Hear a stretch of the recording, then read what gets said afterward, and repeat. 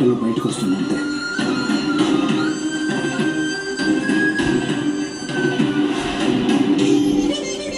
పద బావా.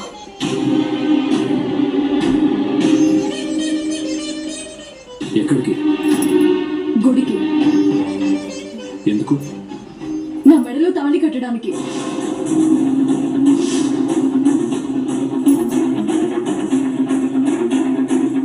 గుళ్ళో నీ మెడలో తాళి కట్టడం ఏంటి? ఈ పెళ్లి జరగాలంటే నువ్వు వెళ్ళి మామయ్య గారితో మాట్లాడాలి. పోయినసారి మీ ఇద్దరికి ఎంత పెద్ద గొడవ జరిగిందో నేను కళ్ళారా చూశాను కదా. దానికి దీనికి సంబంధం ఏంటి?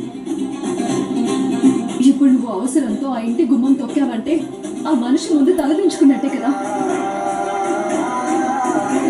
నీ పరువు కంటే నాకేది ఎక్కువ కాదు. మన పెళ్లి నువ్వు అనుకున్న విధంగా జరగకపోయినా నేను బాధపడను బావా. కానీ నా వల్ల నువ్వు మాట పడే పరిస్థితి వస్తే